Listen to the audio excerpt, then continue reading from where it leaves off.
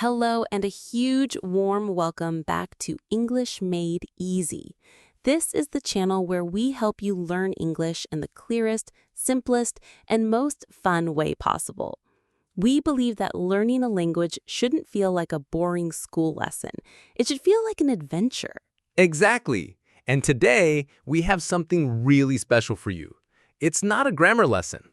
It's not a vocabulary list. It's a workout. We're calling it the Super Sentence Workout.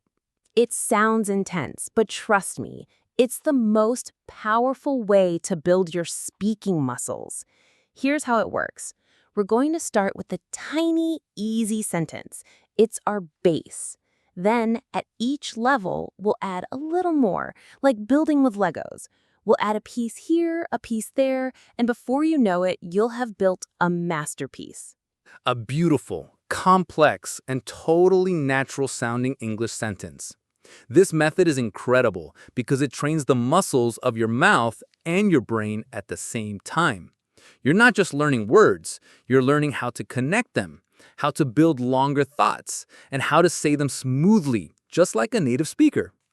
And the most important rule of this workout is that you have to do it with us. You must speak out loud. I'm serious. Even if you're on a bus or in a library or if your family is in the next room, you can whisper, but you have to say the words. That's the secret key. Saying the words out loud connects your brain to your mouth. It's physical practice. Even if you're just whispering to yourself, say it with us. This is how you build the natural rhythm of a native speaker. Are you ready? Let's get started with level 1. Okay, here is our starting block, our tiny, perfect, easy sentence. It is the beginning of a story. Let's say it together. He read a book. Simple, right? Let's say it again, a bit more naturally. He read a book. Now, let's break down the sound of this simple sentence, because even here, there are secrets to sounding more natural. First, the word read. This is the past tense. We know it's the past tense because if it were the present tense, we would say he reads a book with an S at the end. The spelling is the same, R-E-A-D, but the sound is different. Present tense is read, like the word read. Past tense is read, like the color red. So our sentence is using the past tense. He read. That's such a great point. It's one of those tricky parts of English. Now, let's look at the end of the sentence. A book. A native speaker almost never says a book. We connect the words. We link them. The becomes very small and attaches to the next word. It sounds like Listen closely. He read a book. It's almost one word, isn't it? Read a book. The sound from read and the sound just flow together. Let's try it. Say it slowly first. He read a book. Now faster, linking them. He read a book. Perfect. Practice that a few times. This linking is what creates the smooth, flowing sound of English. It's one of the biggest steps you can take towards sounding more natural. So our foundation is built. A man and a book. Simple. Let's add a little more detail. All right, you've mastered level 1. You have the foundation. Now let's add the next piece. Where is he? Let's put him in a nice place. Here is our new sentence. Repeat after me. He read a book in a cozy coffee shop. Ooh, I love that. I can picture it already. The smell of coffee, the quiet music, maybe some rain outside the window. It's a whole mood. Let's say it again. He read a book in a cozy coffee shop. Let's look at the new part. In a cozy coffee shop. First, that word cozy. C-O-Z-Y. Cozy. What does that mean? Cozy is a feeling. It means something is warm, comfortable, and makes you feel safe and relaxed. A big, soft sweater can be cozy. A small room with a fireplace is cozy. It's a really positive and common word. You might say, I just want to stay home tonight and get cozy on the sofa with the movie. It's that feeling of comfort. So this isn't a big, loud, busy coffee shop. It's a small, comfortable one. Exactly. Now let's work on the pronunciation of this new part, in a cozy coffee shop. Just like with read a book, we have more linking. We don't say in a cozy, we connect them. The in and a merge. It sounds like in a cozy coffee shop. Let's try the whole thing. We have two links now, read a ba and inna. Listen to how it flows. He read a book in a cozy coffee shop. It's like a song. The rhythm is so important. Let's focus on the word coffee for a second. In American English, the O sound is very open, like ah, coffee, coffee. In British English, it's a bit different, more like coffee, coffee. Both are perfect. Just choose the one you prefer and be consistent. For our listen today, we'll use the American pronunciation, coffee. So let's put it all together. One more time, nice and smooth. Say it with us. He read a book in a cozy coffee shop. Fantastic! You're doing great. But is our story really this simple? Is he just a guy enjoying a book? I think there's more to this story. Let's go to level 3. Okay, our picture is getting clearer. A man, a book, a cozy coffee shop. But now we're going to add a little bit of drama, a little secret. Here is the new sentence. He pretended to read a book in a cozy coffee shop. Aha! I knew it. So he wasn't really reading, he was faking it. The plot thickens. This one word, pretended, changes everything. It really does. To pretend means to act like something is true when it is not. Children love to pretend. They pretend to be astronauts or doctors or lions. As an adult, you might pretend to be interested in a boring story to be polite. In this case, our guy is pretending to read. Why would he do that? We'll find out soon, I think. But first, let's talk about the pronunciation of pretended. It has 3 parts, 3 syllables. Pre-ten, did. Pretended. The stress, the power is on that middle syllable, ten. Pretended. Notice that ed ending. In English, the ed at the end of past tense verbs can have 3 different sounds, t, d, or id. For a word that ends in a t or d sound, like pretend or want or need, we add the full id sound. So it's not pretend, it's pretended, wanted, needed. That's a super useful tip. Okay, let's practice the whole sentence now. It has a different feeling, doesn't it? It feels a little sneaky. Say it with us. He pretended to read a book in a cozy coffee shop. Let's focus on the flow from pretended to. He pretended to read. The D at the end of pretended and the T at the beginning of to are very similar sounds, made in the same part of the mouth. So we don't say them both strongly. The first D sound almost disappears. It becomes a very soft pretended to. Listen. He pretended to read. You're right, it's not pretended to, it's smoother.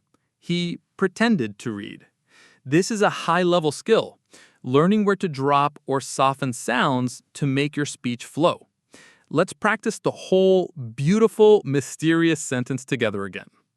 He pretended to read a book in a cozy coffee shop. Excellent work. Now we have a mystery. Why is he pretending? What is he trying to do? Let's find out in level 4. Level 4, uncovering the why. So we know our guy is a faker. He's not really reading. But why? Let's add the reason. This next part of the sentence will tell us his motivation. Here we go. He pretended to read a book in a cozy coffee shop, trying to look intelligent. Of course, that makes perfect sense. He wants to look smart. It's a classic move. You see it in movies all the time. Someone wants to seem deep or thoughtful, so they pick up a big, serious-looking book. Maybe they put on some glasses they don't even need. Exactly. He's trying to create an image. The new phrase here is trying to look intelligent. Let's break that down.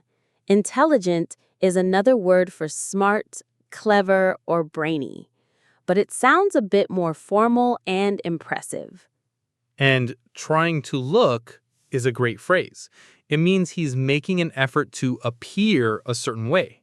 You could be trying to look confident before a big presentation, or trying to look calm when you're actually very nervous.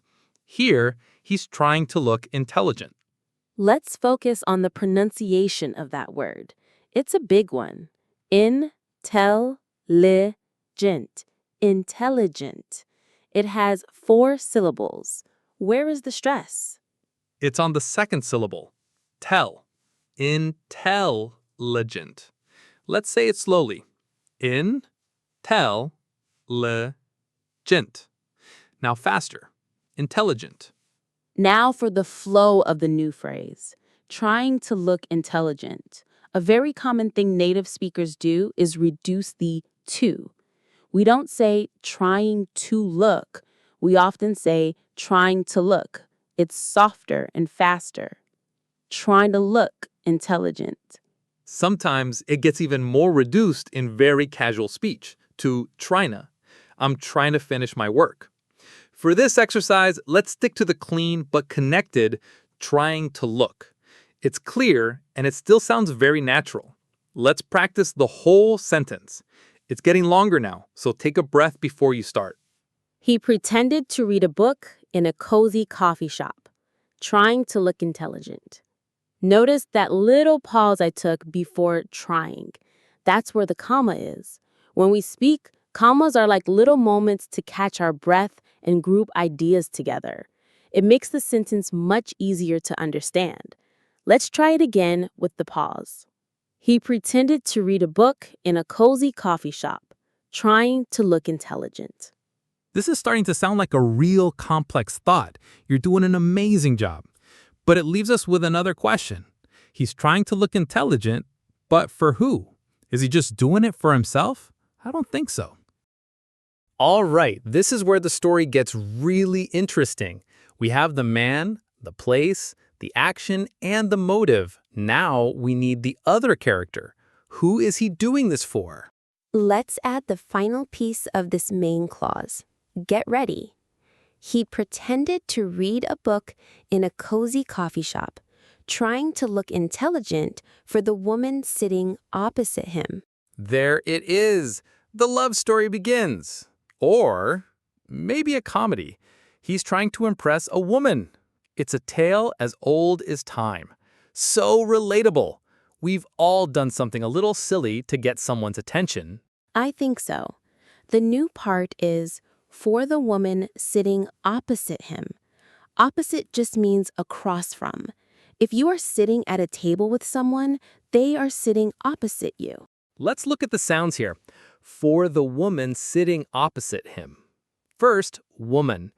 Be careful not to say woo man. The first syllable is more like wa. Woman. Woman. It's a soft sound.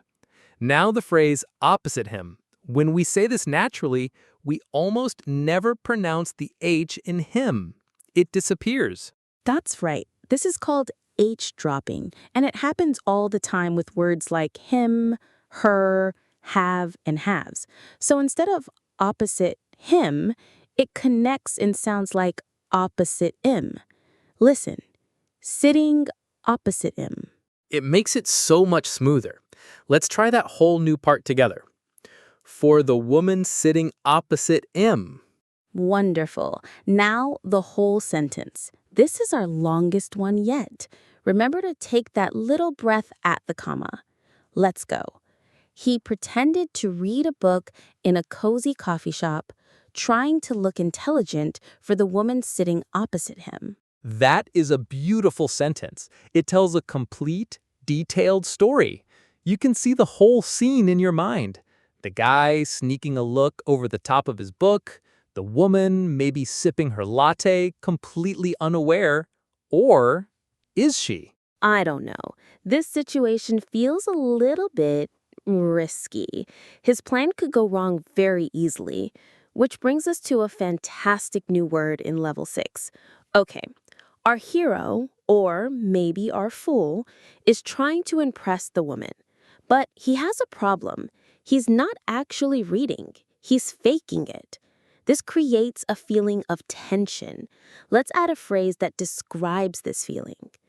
He pretended to read a book in a cozy coffee shop, trying to look intelligent for the woman sitting opposite him, realizing the situation was becoming precarious. Ooh, precarious. That's a great word. It sounds advanced and very descriptive. It sounds a bit like careful, but what does it really mean here in this context? That is an excellent question. Precarious is a C1 level adjective, and it's perfect for this story. In simple terms, it means that a situation is not secure, it's unstable, and likely to get worse or become dangerous. His plan is in a precarious state. Think of leaning back in your chair on two legs. That is a precarious position. You might be fine, but you could also fall at any second. So his attempt to look smart is like that chair leaning back. It could collapse at any moment. He's starting to feel the stress. That makes sense. Now, how do we pronounce it correctly? Let's break it down. It has 3 syllables. Pre, care, re, us. The stress is on the second syllable, the care part, which sounds like the word care. Precarious. Precarious. Let's say it slowly. Pre-care-re-us. A little faster. Precarious. You can hear that care sound right in the middle. That's a great way to remember it. You have to be careful in a precarious situation. What are some other words that mean something similar? Easy synonyms would be risky, unstable, or uncertain. The opposite would be safe, secure, or stable. So he's realizing his plan isn't safe at all. It's precarious. Okay, I love it. Let's practice the sentence. It's getting long, so we now have 2 places to take a small breath where the commas are. Let's try it together. Speak out loud with us. He pretended to read a book in a cozy coffee shop, trying to look intelligent for the woman sitting opposite him, realizing the situation was becoming precarious. You are doing so well. This is a truly advanced sentence now. You are building something incredible. But we still don't know why the situation is so precarious. What is the specific problem? The big reveal is coming in level 7. He pretended to read a book in a cozy coffee shop, trying to look intelligent for the woman sitting opposite him, realizing the situation was becoming precarious because his book was upside down. Oh no, that's it. His book is upside down. The one thing that proves he isn't reading. Oh, I would be absolutely mortified. Just so embarrassed. Mortified, that's a perfect word for it. To be mortified means to be extremely embarrassed and ashamed. It's stronger than just embarrassed. It's like you want the ground to open up and swallow you, and that's probably exactly how he feels right now. So the whole time he's been trying to look intelligent, he has been holding his book the wrong way. The woman probably noticed it ages ago. This is a disaster for him. A hilarious disaster for us, but a disaster for him. Let's look at the new part. Because his book was upside down. This is a straightforward phrase, but we can still make it sound more natural. The 2 words upside down are almost always set together like one idea. The stress is on the down, upside down. Let's practice saying the whole magnificent sentence. We are telling a rich, funny, and detailed story in a single sentence. This is what fluency is all about. Take your breaths at the commas. Ready?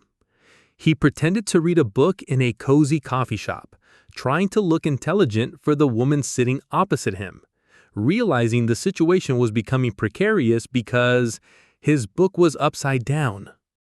That is amazing.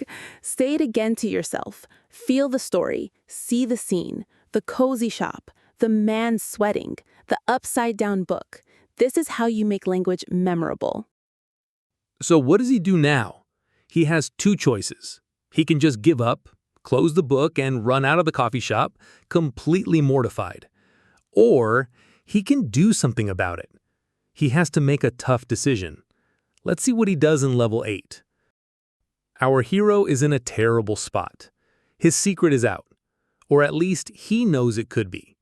He can't just keep sitting there with an upside-down book. He has to act. This next part describes his decision. It uses a fantastic English idiom. Here we go. He pretended to read a book in a cozy coffee shop, trying to look intelligent for the woman sitting opposite him, realizing the situation was becoming precarious because his book was upside down, and he had to bite the bullet.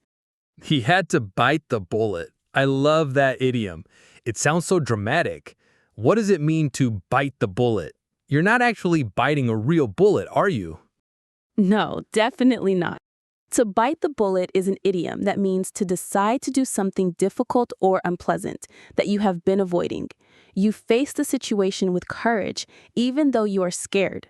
For example, if you are afraid of the dentist, but you have a bad toothache, you might say, "I guess I have to bite the bullet and make an appointment." Where does it come from? It's such a strange image.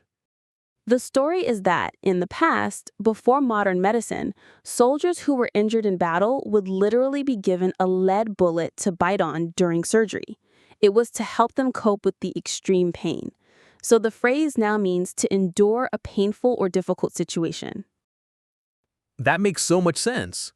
So our guy in the coffee shop isn't facing surgery, but he is facing extreme embarrassment. He has to do something, and it's not going to be comfortable. He has to bite the bullet. Exactly. Let's practice the idiom. Bite the bullet. Bite the bullet. Notice how the T in bite and the TH in the blend together. We don't say a hard T. It's more like by the bullet. He had to bite the bullet. Okay, this sentence is now a giant. It's a monster of a sentence. But you can do it. You have been training for this. Let's say the whole thing together from the very beginning. Remember your breathing points. Ready? He pretended to read a book in a cozy coffee shop, trying to look intelligent for the woman sitting opposite him, realizing the situation was becoming precarious because his book was upside down, and he had to bite the bullet. Incredible. Give yourself a round of applause. You are speaking at a very high level right now. But the story isn't over. He decided to bite the bullet. But what does that mean? What is he actually going to do? The answer is in level 9. So he's made his decision. He's going to do something. He's not going to run away. He's going to face the problem. But how? He needs to fix the upside-down book, but he can't make it obvious. He has to be cool about it. This is where our next C1 level word comes in. It describes the way he performs his difficult action. Here is the sentence. He pretended to read a book in a cozy coffee shop, trying to look intelligent for the woman sitting opposite him, realizing the situation was becoming precarious because his book was upside down, and he had to bite the bullet by nonchalantly flipping it over. By nonchalantly flipping it over. Oh, that is the perfect word. Nonchalantly. It's a beautiful adverb. But what does it mean, though? It looks complicated. It does, but the meaning is actually quite simple. Nonchalantly means doing something in a very calm, casual, and relaxed way, as if you don't care at all. It's the definition of acting cool. Imagine a movie star who gets asked a difficult question by a reporter. They might just shrug nonchalantly and give a cool, simple answer. They don't show any worry or stress. So he's not going to quickly and nervously flip the book. He's going to do it slowly, casually, nonchalantly, as if he's just stretching or repositioning the book for comfort. He's trying to communicate, oh, this was on purpose. I was just looking at the pictures. It's a desperate attempt to save his image. Exactly. Let's tackle that pronunciation. It's a long one. Non-sh-lant-ly. 4 syllables. The stress is on the third one, lant. Non-sh-lant-ly. Nonchalantly. Let's try it. Nonchalantly. And what are some easier words that are similar? Synonyms would be casually, calmly, or coolly. The opposite would be anxiously, nervously, or excitedly. He is trying to act the opposite of how he really feels. He feels anxious, but he's acting nonchalantly. Okay, I think his plan might just work. It's a bold move. Let's practice our near final super sentence. We are so close to the end. Take a big breath. Let's do this. He pretended to read a book in a cozy coffee shop, trying to look intelligent for the woman sitting opposite him, realizing the situation was becoming precarious because his book was upside down and he had to bite the bullet by nonchalantly flipping it over. Wow. Just listen to that sentence. It flows, it tells a story, it has advanced vocabulary, it has an idiom. It's a masterpiece. You built this, step by step. But there is one more level, the final twist. Did his plan work? Did his nonchalant flip save the day? Let's find out. This is it, the end of the story, the final piece of our Lego creation. He has nonchalantly flipped the book over. He thinks he might have saved himself. He thinks he got away with it, but he was wrong. Here is the final complete super sentence. Say it with us, with all the drama and comedy it deserves. He pretended to read a book in a cozy coffee shop, trying to look intelligent for the woman sitting opposite him, realizing the situation was becoming precarious because his book was upside down and he had to bite the bullet by nonchalantly flipping it over, only to discover she was the author and she had been watching him the whole time. Oh, that is the most perfect, most embarrassing ending possible. The one person in the world he was trying to impress with this book is the person who wrote the book. She knows he wasn't reading it. It's the ultimate failure. He thought he was being so clever, but she knew his secret from the very beginning. She was probably just sitting there trying not to laugh. Only to discover is the key phrase here. It's used to introduce a surprising or disappointing result. He ran for the bus, only to discover it was going in the wrong direction. I studied all night for the test, only to discover it was canceled. It's that feeling of irony. And this is the most ironic situation imaginable. Let's admire our final sentence. Let's say it one more time. This is your Mount Everest. You have climbed it. Be proud. He pretended to read a book in a cozy coffee shop, trying to look intelligent for the woman sitting opposite him, realizing the situation was becoming precarious because his book was upside down and he had to bite the bullet by nonchalantly flipping it over, only to discover she was the author and she had been watching him the whole time. You did it. That is an incredibly complex, natural, and descriptive English sentence. The fact that you can understand it and say it is proof of how much you have learned. You went from he read a book to that whole amazing story. You should feel so confident. Wow, what an incredible workout. And what a story for our poor guy in the coffee shop. I feel a little bit sorry for him. Me too, but it was a great story for our workout. Now, it's your turn to do a little cool-down exercise. Our story today was all about an awkward, embarrassing moment. We've all had them. Moments where we felt mortified, moments we wish we could forget. But sharing them can be funny and powerful. So here is your challenge. Tell us about a time you felt really embarrassed. What happened and how did you handle it? Did you bite the bullet and face it, or did you run away? Write your story in the comment section below. It doesn't have to be long, just a few sentences. And please, do not worry if you make grammatical mistakes or spelling errors. That is not important. The goal is to communicate, to share a story. The community here is kind and supportive, and we will all help each other. Thank you so much for joining us for the Super Sentence Workout today. We hope you feel stronger and more confident. The real secret to fluency is making this kind of practice a daily habit. Take 5 minutes every day. Start with a simple sentence and see how big you can build it. You will be amazed at how quickly you improve. If you enjoyed this workout, please give this video a thumbs up and subscribe to English Made Easy for more lessons to help you on your journey. We'll see you in the next one. Keep practicing.